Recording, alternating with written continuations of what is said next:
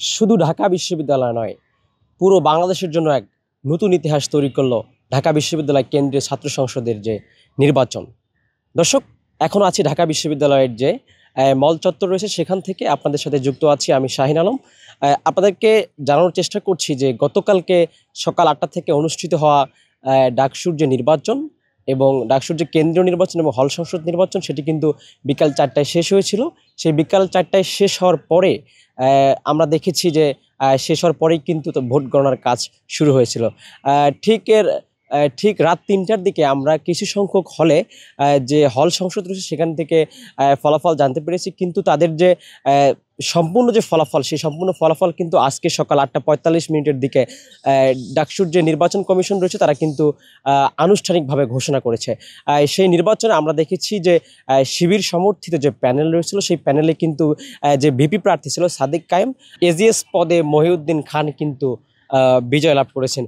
শুধু VP, GS এবং AGS নয়, শিবির সমর্থিত যে প্যানেল রয়েছিল ডাকসু নির্বাচন এবং যে কেন্দ্রীয় নির্বাচন এবং হল সংসদ যে নির্বাচন ছিল, সেখানে কিন্তু শিবির সমর্থিত নেতাকর্মীরাই আমরা বেশি এসেছে। আমরা আপনাদেরকে যদি জানিয়ে রাখি, শুধু এই যে ভিপি এবং জিএস এবং এজিএস নয়, সেখান থেকে শুরু করে আর ডাকসুর যে কেন্দ্রীয় সংসদ নির্বাচন, সেখানে মুক্তিযুদ্ধ গণতান্ত্রিক যে আন্দোলন সম্পাদক ছিল, সেখানে কিন্তু শিবির প্যানেলের যে ছিল ফাতেমা তানজিম জুমা, তিনিও কিন্তু ব্যাপক ভোটে নির্বাচিত হয়েছেন।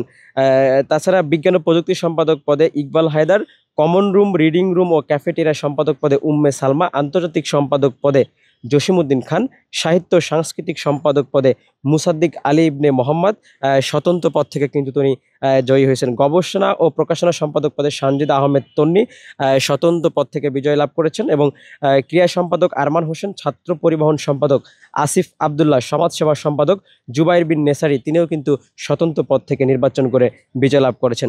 ক্যারিয়ার ডেভেলপমেন্ট সম্পাদক পদে শিবির প্যানেলের যে থেকে যে নির্বাচন করেছেন মাজহারুল ইসলাম, তিনিও কিন্তু জয়লাভ করেছেন। স্বাস্থ্য পরিবেশ সম্পাদক পদে এম আল মিনহাস, মানবাধিকার ও আইন বিষয়ক সম্পাদক পদে মোহাম্মদ জাকারিয়া কিন্তু বিজয় লাভ করেছেন। আপনাদেরকে যদি জানিয়ে রাখি, গতকালকের যে নির্বাচন, সেই নির্বাচনকে কেন্দ্র করে কিন্তু শুধু ঢাকা বিশ্ববিদ্যালয়ের শিক্ষার্থী নয়, পুরো বাংলাদেশের মানুষের মধ্যে একটি আমেজের সৃষ্টি হয়েছিল। সেই আমেজকে কেন্দ্র করেই কিন্তু এই যে ফলাফল, এই যে মানুষের যে আশা আকাঙ্ক্ষা এবং প্রত্যাশা, সেটি কিন্তু অবসান ঘটেছে। ঠিক সেখানে শিবির প্যানেলের বিজয় হয়েছে। ঠিক আজকে শিবির প্যানেলের বিজয় অর্জন হওয়ার পরে শিবির প্যানেল কর্তৃক যে ভিপি প্রার্থী ছিল সাদিক কায়েম, তিনি কিন্তু বলেছেন যে আমি কখনো ভিপি পরিচয় দিতে চাই না। আমি এতটুকুই বলতে চাই যে আমার প্রত্যাশা থাকবে শিক্ষার্থীদের পক্ষে কাজ করা। তিনি যারা প্রার্থী ছিলেন, ভিপি প্রার্থী ছিলেন এবং অন্যান্য যে কেন্দ্রীয় সংসদ এবং হল সংসদে যারা প্রার্থী ছিলেন, তিনি বলেছেন যে সকলের সহযোগিতা নিয়ে, সকলের পরামর্শ, সমালোচনা, অভিযোগ নিয়ে তিনি কাজ করতে চান। দর্শক, আপনাদের দেখানোর চেষ্টা করছিলাম যে ডাকসুর যে নির্বাচন, এই নির্বাচনকে কেন্দ্র করে যে আজকে এখন পর্যন্ত দেখতে পাচ্ছি যে এই ঢাকা বিশ্ববিদ্যালয়ের পুরো ক্যাম্পাস এখন কিন্তু একদম নীরব, শুনশান, কোনো ধরনের শব্দ নেই। ঠিক এখানে আমরা কাউকে এভাবে দেখতেও পাচ্ছি না, চোখে পড়ার মতো না, কোনো ধরনের বিজয় উল্লাস এখন পর্যন্ত আমরা দেখতে পাচ্ছি না। সকাল নিউজে ঢাকা বিশ্ববিদ্যালয় থেকে আপনাদের সর্বশেষ সংবাদ জানানোর চেষ্টা করছিলাম আমি শাহিন আলম।